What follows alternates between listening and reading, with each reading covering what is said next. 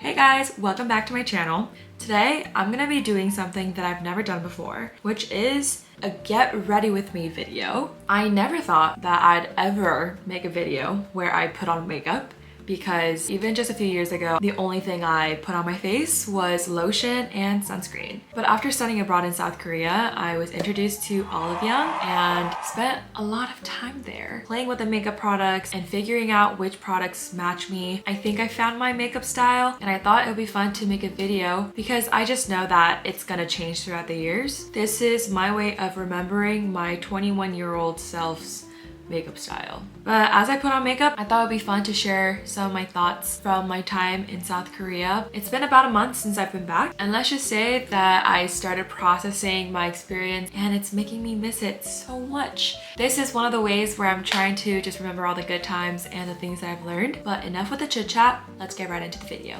Okay, so before I get started, I like to moisturize my lips. By the time I put on lipstick, it's moisturized and I don't have to work with chapped lips. I don't know if you can see through the camera, I do have the worst habit of picking at my lips. But anyways, I like to start off with this concealer. And I think I got it from Target. And I usually just apply it to my dark circles and any red spots on my face. After I put on the concealer, I use my Clio cushion to blend everything in. Once I have those spots, I dab a little bit more. And I like to focus on the T-zone is what people call it apparently. Maybe I'm wrong. The shade that I got from Olive Young is super light, but it's actually the darkest shade that they have. And that is because of the beauty standards that Korea has, and I just don't meet them. Fun fact, I did not start putting on makeup till college. And that is because my two older sisters always told me not to. I would say my skills in putting on makeup is about a 4 out of 10. I'm not super confident in my makeup skills, but I did want to share with you all my makeup style that I picked up while studying in South Korea. I think my makeup style still does its job of helping me look put together. As soon as I got back, I spent a lot of time with my family, and because of that, I didn't really have time to sit down and process how I felt or process all the things that happened in Korea. But now that I kind of settled and having a lot more alone time, I started to miss Korea a lot. Okay, so the next product I'm using is this Too Cool for School art class shading. As you can see, it's very even. I try to contour my nose, but I don't think I'm the best at it. My study abroad experience was really good. I learned a lot and I made a lot of friends, people that were also exchange students, also just Korean students. I really do miss them. I plugged myself into a church as well. I really missed that church. And by the end of my study abroad experience, I would say I had a solid community. The main thing that I miss about Korea is the food and transportation. But again, to enjoy those foods and traveling, it was fun doing it with my friends. I've also been wanting to explore a lot, and so Korea definitely gave me that freedom to go to Jeju Island, go to Danyang where I paraglided, which was super fun. I'm not a spontaneous person, but for the first time in Korea, I did a lot of spontaneous things. I also think that my experience of going to a small private school made a difference because Yonsei, which is the university that I attended for my study abroad program, is really big. So for the first time, I experienced a big university after going to a small college for 3 years, and I loved it. I felt the pros and the cons of going to a small school versus a big school, and I would say the main thing is having a relationship with your professors. I did get close to a few of my professors, but compared to my home school, I would say it was a lot harder to connect with them.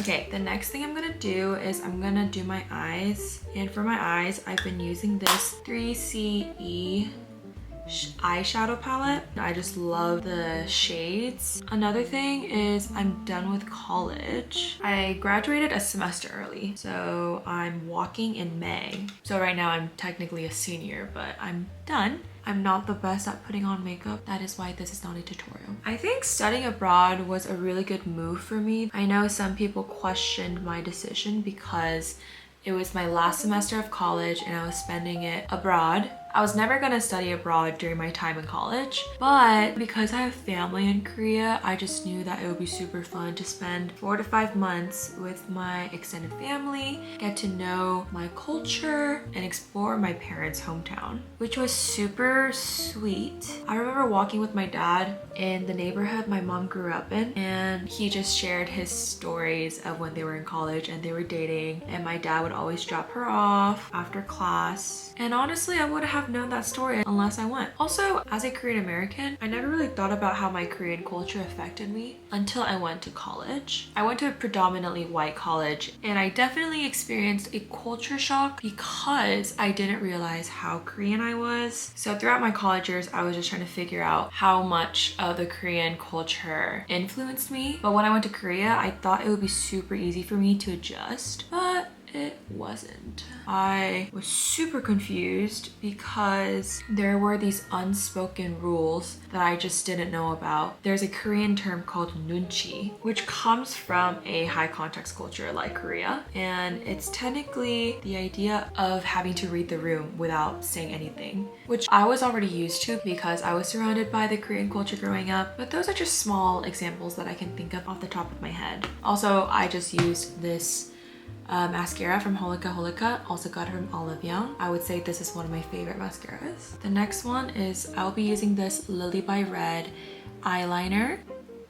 But yeah, I definitely learned a lot about the Korean culture and didn't realize how American I still am. While in America, I would feel super Korean. In Korea, I felt super American. So I started having this cultural identity crisis, which I still am working through and hope to share my thoughts with you guys later on. The biggest thing is I consider myself fluent in Korean, but when I went and conversed with other Koreans, I realized I still have so much to learn, and I was very humbled. The hardest thing for me while studying abroad was connecting with people. I remember on the first day of school, I expected to get to know people and make friends in my classes, but it is normal to not make any friends from your classes. I asked a lot of my friends who have been studying at Yonsei for a while, and they said that you make most of your friends through clubs or sports teams, but it's really rare to become friends with people in your class, which I found very interesting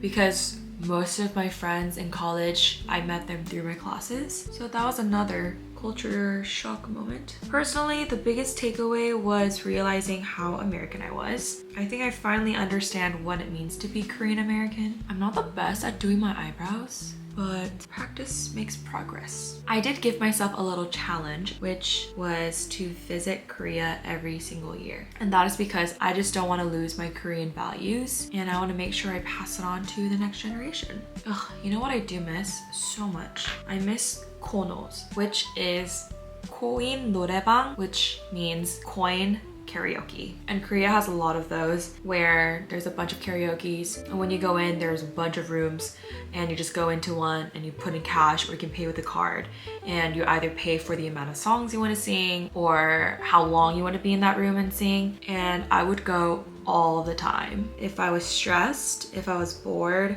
there was a time when I spent 2 hours and 30 minutes, and I think I sang over 30 songs. But when you go with friends, it's even better. If you have the chance to study abroad, I would say do it, especially if you're from America. Before going to college, studying abroad was never on my mind. And I know I studied abroad in a country that I'm familiar with, but I learned so much, so I can't even imagine how much I would have learned in any other country. I just know I wouldn't have been able to learn any of those things if I didn't study abroad and live there for more than 4 months. Anyways, now that I am in my post-grad, I don't start working until early September. I also just did my eyebrows with this Clio eyebrow pencil. The color is gray brown. And the next thing I'll be using is this Fui Pudding.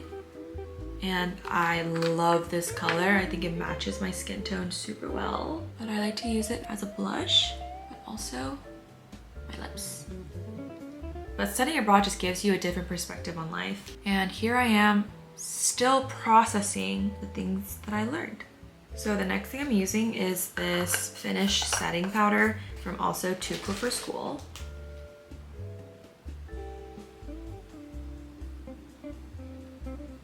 Okay, so that is it for my makeup. My makeup style is influenced by my mom. Apparently, I don't really see it, but a lot of people say that I look exactly like my mom. And I recently saw a video of my mom when she was in her 20s and her makeup style was super stunning. So I thought that I could give it a shot of putting on makeup like she did. I can definitely tell that my style and makeup does not fall under the Korean beauty standard makeup styles, but I personally think I have a good balance. I do have a little bit of pink on my lips and my cheeks. I did get a comment when I was in Korea saying that my makeup style was pretty American. I don't know what that means, but I'll leave it at that. Next thing, I'm gonna do my hair.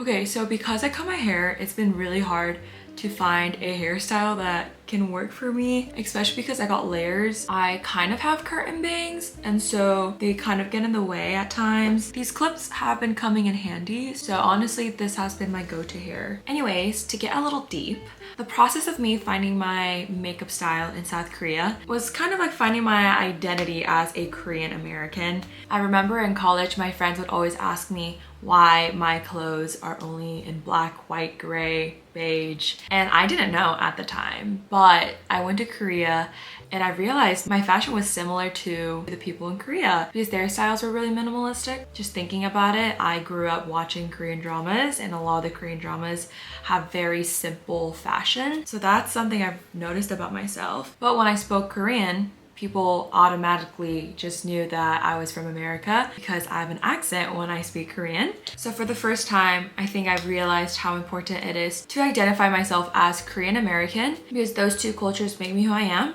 So now I know the importance of saying Korean American. Anyways, if you stayed with me throughout the video, thanks for getting ready with me. If you want to be a Mishroom, make sure to like and subscribe, and I will see you guys again next time. Bye!